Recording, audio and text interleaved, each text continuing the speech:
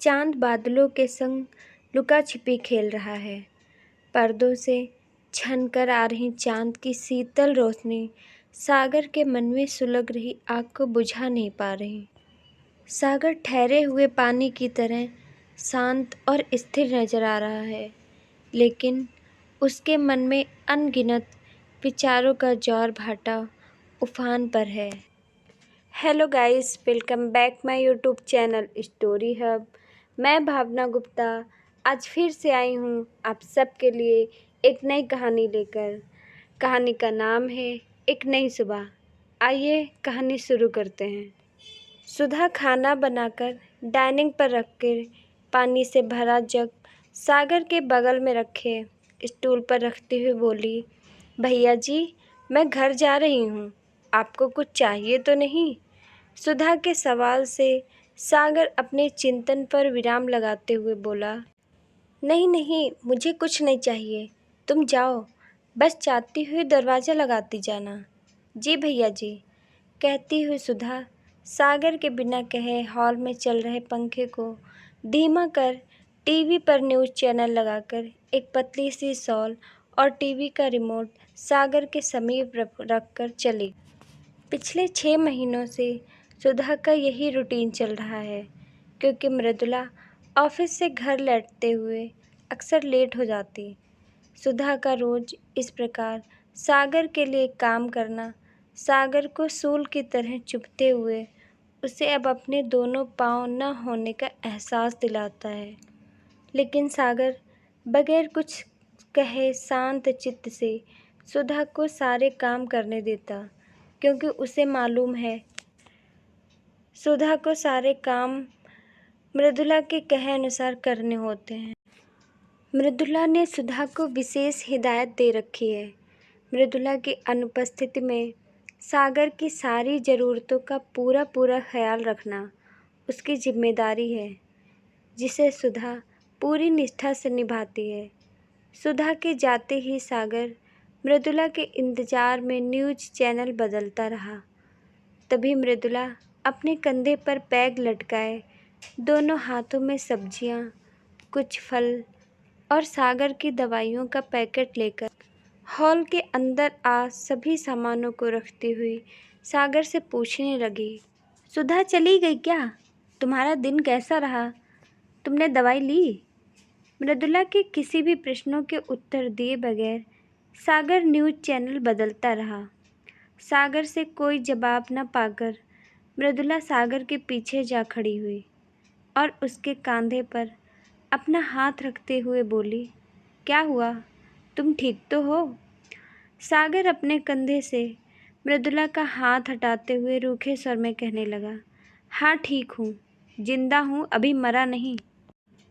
सागर की बातें सुन आँखों में पानी लिए मृदुला उसके सामने घुटनों के बल बैठ उसकी हथेलियों को अपने हाथों में लेती हुई कहने लगी, तुम ऐसा क्यों कह रहे हो? सब ठीक हो जाएगा। रात चाहे कितनी ही अंधेरी काली क्यों ना हो, ऐसा हर रात की सुबह जरूर होती है। ऐसा कहते वक्त मृदुला के गालों से लुढ़कता आंसू उसका दर्द बयां करने लगा। सागर मृदुला की पीड़ा को जान विचलित हो उसके आंसू पोंछते हुए दोहराने लगा, मुझे माफ़ कर दो मृदु, मुझे माफ़ कर दो। मैं तुम्हें नहीं दुखी देख सकता, पर क्या करूं? मेरी वजह से तुम्हारी ज़िंदगी तबाह हो गई है। तुम क्या क्या सपने संजोए मेरे संग चली थी, और मैं तुम्हें क्या दे रहा हूँ? मृदुला सागर को बीच में ही रोकती हुई उसके गोद में अपना सर रखती हुई बोली, तुमने मुझे सब कुछ दिया है। तुम्हारा प्यार मेरे जीवन का बहुमूल्य उपहार है जो मुझे तुमसे मिला। तुम्हारा प्यार मुझे मजबूत बनाता है और हर हालात से लड़ने की ताकत देता है। तुम देखना, एक दिन सब ठीक हो जाएगा। मृदुला के ऐसा कहते ही सागर भावुक हो मृदुला का माथा चूमते हुए निराशा भरे शब्दों से बोला, तुम झूठे ख्वाब देखना बंद करो मृदु, अब कुछ ठीक नहीं हो सकता। पिछले 1 साल से मैं अपाहिज इस व्हील चेयर पर हूँ और अब भी कभी अपने पैरों पर खड़ा ना हो पाऊँगा, कभी वापस अपने काम पर नहीं लौट पाऊँगा और तुम भी इस तरह सारी उम्र मेरे लिए जीवन की चक्की में अपने आप को पीसती रहोगी। मृदु, तुम मुझे मेरे हाल में छोड़कर क्यों नहीं चली जाती? ऐसा कहते हुए सागर ने तेजी से अपना व्हील चेयर घुमाकर मृदुला की ओर पीठ कर लिया और उसकी आंखों में बर्फ की तरह जमा पानी फूट पड़ा। मृदुला व्हील चेयर को अपनी ओर घुमाती हुए गुस्से से सागर की आंखों में अपनी नजरें गड़ाती हुई बोली, तुम मुझे जवाब दो, यदि ये रोड एक्सीडेंट तुम्हारे साथ न होकर मेरे साथ हुआ होता और मैं अपने दोनों पाँव गंवा बैठती, तो क्या तुम मुझे मेरे हाल पर छोड़कर चले जाते? जवाब दो। मृदुला के इस सवाल से पूरे कमरे में सन्नाटा पसर गया। दोनों बिना कुछ कहे अपने नैनों से बहते पानी को रोके बगैर एक दूजे को थामे देखते रहे।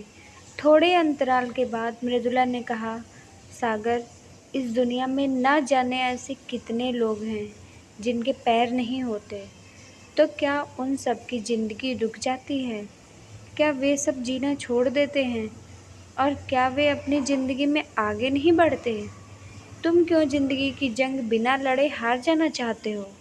मृदुला को बीच में ही टोकते हुए सागर बोला, लेकिन मृदु, मैं जीवन के उस मोड़ पर खड़ा हूँ जहाँ से मुझे समझ ही नहीं आ रहा कि मुझे जाना किस ओर है। तुम्हारे हर सवाल का जवाब तुम्हारे भीतर है सागर, तुम्हारे भीतर। इसे बाहर तलाशना बंद करो। बाहर तुम्हें कुछ नहीं मिलेगा। तुमने केवल अपने पैर खोए हैं, पर तुम्हारी काबिलियत, तुम्हारा हुनर अब भी तुम्हारे पास है। तुम कल भी एक अच्छे वित्तीय सलाहकार थे और आज भी हो। तुम्हारे क्लाइंट आज भी तुम्हारे अपने ऑफिस में आने को तैयार बैठे हैं। दरवाज़ा तो तुमने बंद कर रखा है। ऐसा कहते हुए मृदुला निढाल सी सोफे पर बैठकर अपना चेहरा छुपाकर रोने लग गई। सागर डबडबाई आंखों से मृदुला को देखता रहा। मृदुला थोड़ी देर बाद अपने आप को सामान्य करती हुई सागर से कुछ कहे बगैर अपने चेहरे पर पानी की छींटे मार 2 प्लेट में खाना लगाकर डाइनिंग टेबल पर जा बैठी। सागर भी बगैर कुछ कहे व्हील चेयर के सहारे डाइनिंग टेबल पर आकर अपना खाना खत्म कर बेडरूम में चला गया। मृदुला बिस्तर पर लेटी हुई काफ़ी देर तक सुबकती हुई सो गई, लेकिन सागर की आंखों से नींद कोसों दूर थी। वह सारी रात जागता रहा।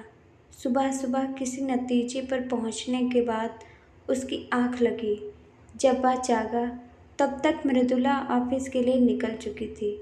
सुधा घर के कामों में लगी थी। आज सुधा को सागर के व्यवहार में बदलाव नजर आ रहा है। सागर पहले की तरह ऊर्जा से लबरेज दिखाई दे रहा था।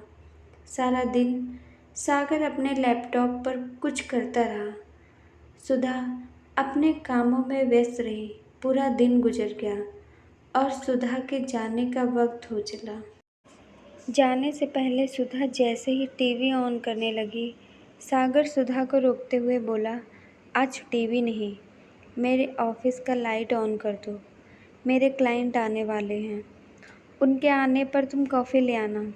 सुधा, जी भैया, कहती हुई ऑफिस का लाइट जलाकर किचन की ओर चली गई। ऑफिस से लौटकर सागर को हॉल में ना पाकर मृदुला घबरा गई। तभी सुधा ने इशारे से बताया कि सागर ऑफिस में है। मृदुला भागकर ऑफिस की ओर बढ़ी। सागर को काम करता देख मृदुला दरवाजे पर खड़ी होकर शरारती अंदाज में बोली, क्या मैं अंदर आ सकती हूँ? मृदुला को मस्खरी करता देख सागर मुस्कुराने लगा। सागर को मुस्कुराता देखकर मृदुला अपनी आंखों के कोर में आए पानी को दुपट्टे से पोंछती हुई सोचने लगी, आज की रात एक नई सुबह लेकर आई है। गाइस, आप बताइए कि अगर किसी दुर्घटना में किसी औरत के हाथ या पैर हमेशा के लिए खराब हो जाएं, तो क्या पुरुष उसे हमेशा अपने पास रखकर उसकी देखभाल करेगा और उससे प्यार करेगा? प्लीज़ कमेंट में अपनी राय ज़रूर बताइए। उम्मीद है कि आपको ये कहानी अच्छी लगी होगी।